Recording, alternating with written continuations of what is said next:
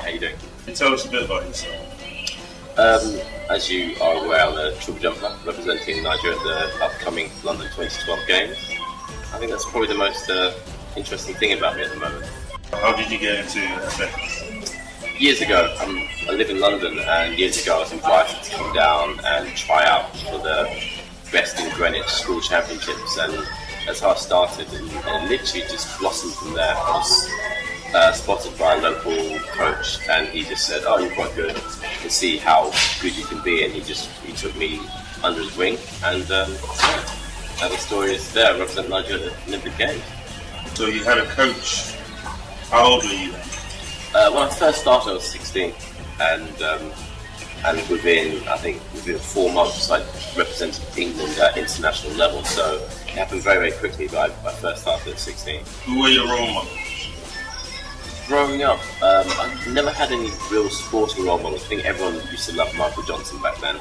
But I think for me, I guess Jonathan Edwards was a world record holder, and he took me. Yeah, he kind of showed me quite a few things about how to jump firm and stuff. I went on a training trip with him to South Africa, so I guess he wasn't really a role model, just someone that I wanted to jump as far as. So I wouldn't ever really use the word role model. I'd only use it if I was describing someone like my dad in terms of his influence in my life. This has changed your life quite a bit. Since I competed for Nigeria, it's definitely been great. When I first started, I competed for Britain. I had a lot of early success as a very talented junior. I was the best junior in the world, best under 20 in the world, when the second year of competing. So it all happened very, very quickly, and then it took a while to readjust to not fame, but certainly to being that good. And then I had a few years in the middle where I was good, but not as good as I could be. And then actually when I changed to compete for Nigeria, it all just kind of changed, and then all of a sudden I was just exploding. My performance got better, and just being in your home country and just being around people who look like you, who genuinely think like you, it really, really helps enhance your performance. And since being in that environment, I've won the African Championships twice. Actually, I've retained my title 2 weeks ago in Porto-Novo. I've been in, won the Commonwealth Games, and now I'm doing my first Olympics. So it's a great environment to be in terms of for relaxation, for the ability to perform. But obviously, there are other aspects of competing for your home country that are slightly different. How does it feel to be part of the Olympics and part of a select number of athletes in the world? That's an amazing feeling. I think it's one of those things where I think there are 7,000, 8,000 athletes that are Olympians, and that's 7,000 out of 7.8 billion in the world, or 8 billion in the world. So we would generally regard ourselves as a select few human beings on the planet. That's a good thing. However, for me, it's business, it's my career. So it's very much business as usual. Run down the runway and jump as far into the sandpit as far as you can, and try and get a medal or just be as good as you can be. So it's a great accolade, but I think I'll only be able to reflect on that after the games. Right now, it's very much like business time. Just get on with this, just be as good as you can be. Afterwards, I might be like, yeah, do you know what? I'm an Olympian, great. So what do you do to relax? Good question.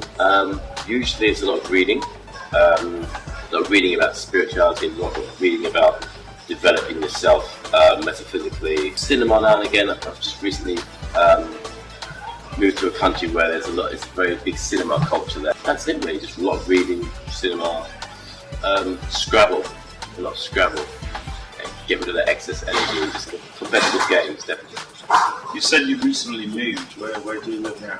I now live in Singapore. It's a little island country in Asia, and it's just literally a haven. I think it's regarded as the safest country in the world, and every day it's 33, 34 degrees Celsius. So it's just, you can leave your iPad on the table next to this Island Explorer, and it will never go missing. You can go off for 10 minutes, come back, and it's still there. So it's a real peaceful country, and people are very, very peaceful, and it's a great place to be. I'm sure you're being asked for autographs quite frequently. How do you feel about that? It's part and parcel. I mean, I don't have fame to the same level as, say, if JJ Okocha was walking down the street. So it's relative. It's nice at this level. If it was heightened times 10, it might not be as nice. But then I guess if my salary was heightened times 10, I would then accept it and deal with it. So it's part and parcel. And I'm glad that people recognise me and want to approach me and engage with me. That's a good thing. If people see you and don't want to engage with you, that would never be a good thing. So it's a very positive thing. Well, thank you, Tosin Oke, for taking the time to answer questions. Wish you all the best in the Olympics. You know you can come back. Thank you very much.